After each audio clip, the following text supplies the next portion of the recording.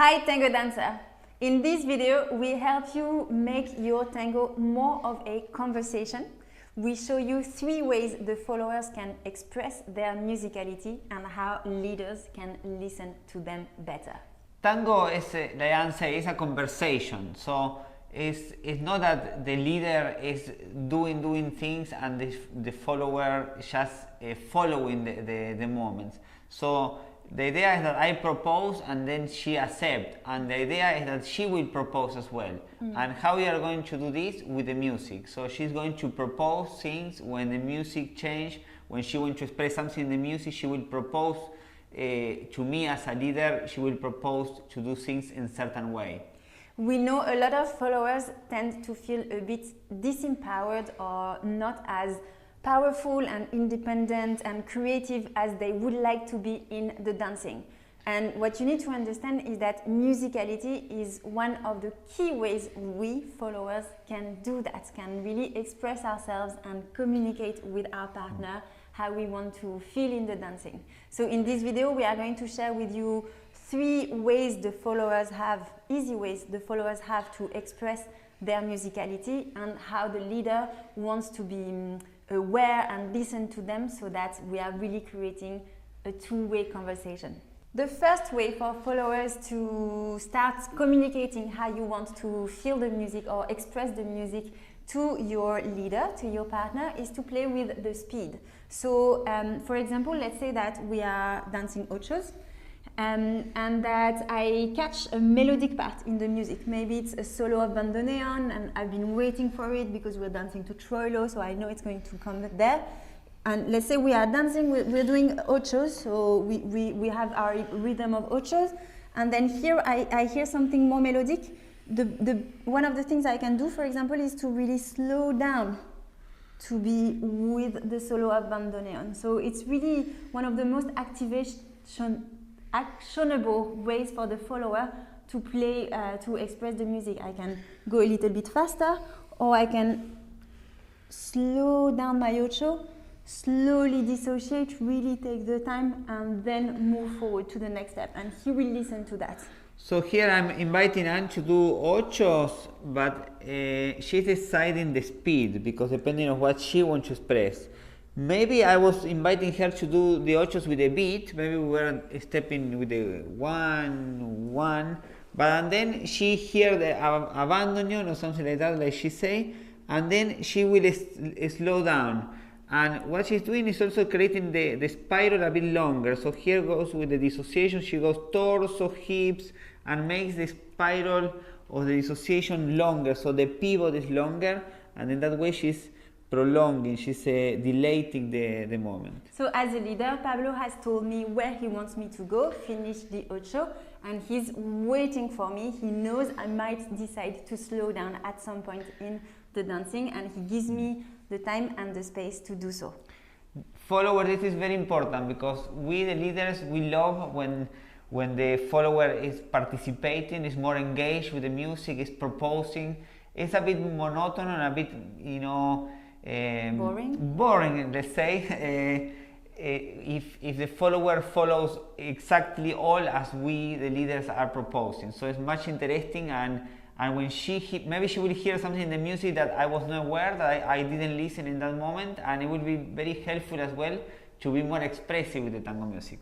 The second way we followers can express our musicality and how we feel the music is by playing with the how, the physicality of our body. So we are never going to change the what. The leader invites us to do a movement, we do that movement, but we can change how we are doing the movement, the type of energy we are bringing to the movement. Are we lighter? Are we more to the floor? How is our embrace? Is it a little bit more compact? Is it a little bit more relaxed? How do we take the time to transfer the weight or not? So we have a lot of play in terms of how we are doing what he's inviting us to do. This is what we call to bring life to the dance, no? Because when you are more expressive, changing the physicality, like Anne say, it feels more life, in the embrace, more life. So here,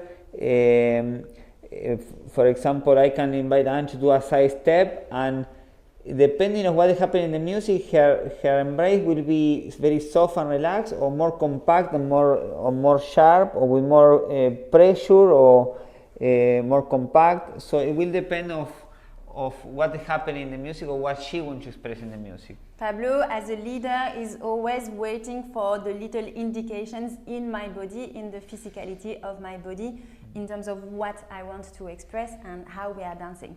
So now, to help you visualize that, we show you two examples with two different types of music. We want to invite you to look at how the physicality of my body, and also Pablo's, obviously, he's influenced by me, changes.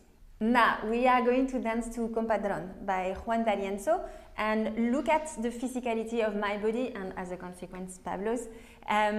So at the beginning, the beginning of the music is very rhythmic, very choppy, so we will probably go for a physicality that is more compact, a little bit more staccato, and then after, when the singer comes in, we can connect our steps to the melody and the softer side of his voice, and then our embrace, the way we take the steps, is going to change. So look at this.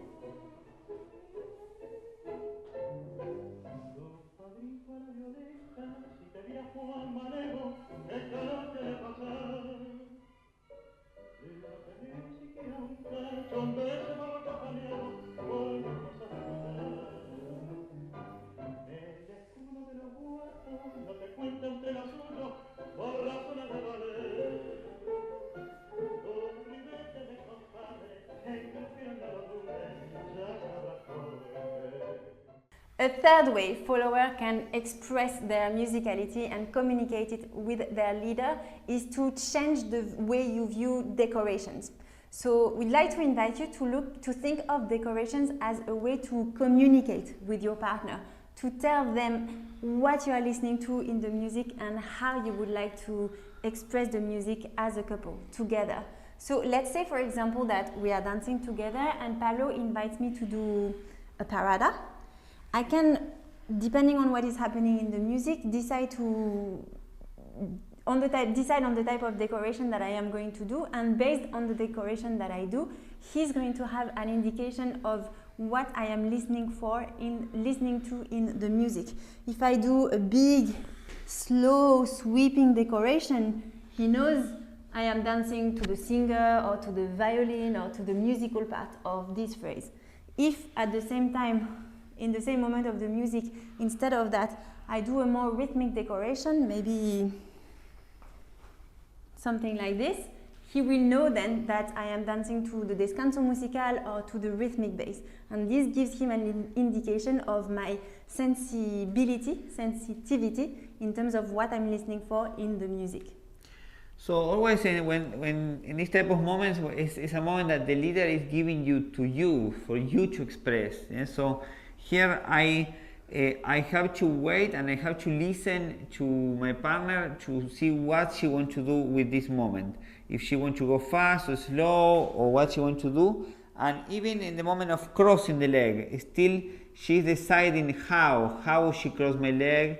And then when she's already on this side, now we are back, together. But in that moment, it's one of the moments that the leader is giving you for you to take your time and express whatever you want to express in the music. We really want to encourage you to view decorations as a way to communicate with each other. So the followers think of that when you are dancing, and the leaders as well, wait for the little indications. It's going to help you make your dancing more connected. So now we show you with tango music.